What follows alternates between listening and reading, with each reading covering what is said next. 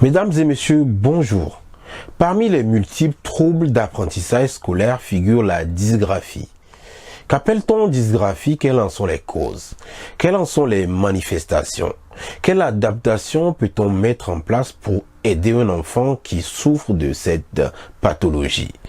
Telles sont les questions que nous allons aborder dans cette émission. C'est juste après le générique. À bientôt.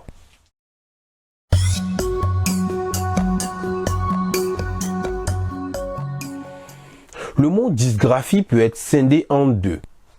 Dys qui veut dire dysfonctionnement ou difficulté, mais également graphia qui veut dire écriture des lettres.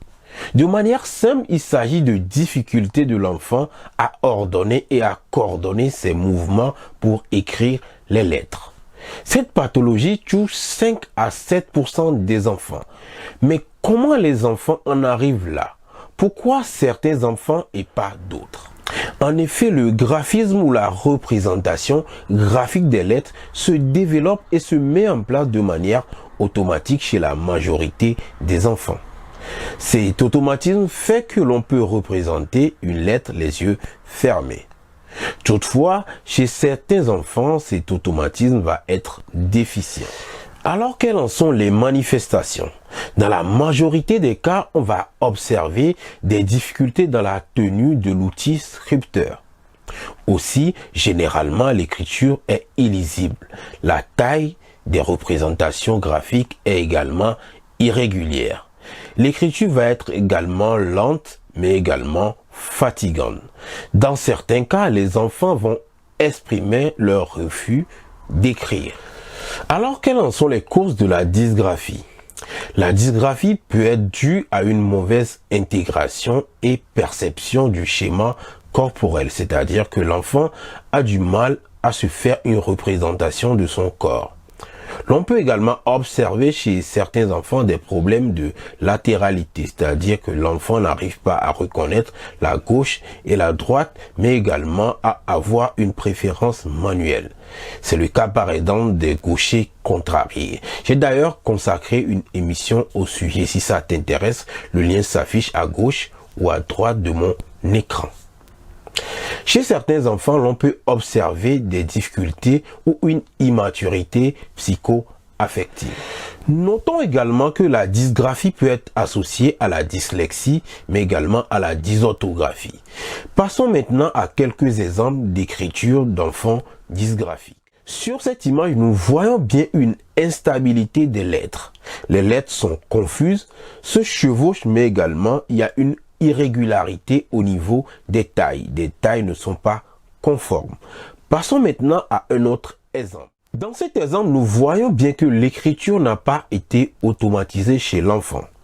Le tracé est marqué par des tremblements et également des hésitations. On voit bien que l'enfant s'arrête, mais également reprend. On peut en déduire également dans cette écriture une lenteur chez cet enfant.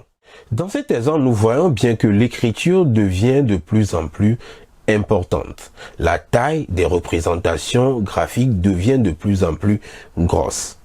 Les représentations sont de moins en moins reconnaissables. Également, on peut en déduire que la vitesse de l'écriture diminue. Si vous observez ces différentes manifestations, il est impératif de consulter un spécialiste. Seul un bilan orthophonique permettra de poser un diagnostic de dysgraphie. Mais quel aménagement peut-on mettre en place? Le traitement va généralement consister à mettre en place des techniques qui vont permettre à l'enfant de maîtriser le geste graphique. On va essentiellement travailler la tenue du stylo, mais également la posture et la motricité fine. Alors, comment peut-on travailler ces différents aspects? Au niveau de la posture, il faut aider l'enfant à adopter une posture qui permet de maîtriser le geste graphique. L'enfant doit être bien droit, les pieds bien à plat au sol, comme sur cette image. Comme ça, il peut maîtriser le geste graphique. Également, la feuille doit être légèrement inclinée. Pour la maîtrise de l'outil scripteur, on peut également utiliser un guide doigt. Ça se vend sur les sites internet et vous pouvez vous en procurer. On peut également travailler la motricité fine avec des activités comme l'enfilage des perles ou la découpe à l'aide d'un ciseau. On peut également trouver d'autres activités sur Internet pour travailler cette motricité fine. Si cela vous intéresse, je peux en faire une émission. Chez les enfants où il est compliqué de mettre en place ces différents aménagements, l'on peut utiliser un ordinateur. On peut également photocopier les cours pour ces enfants.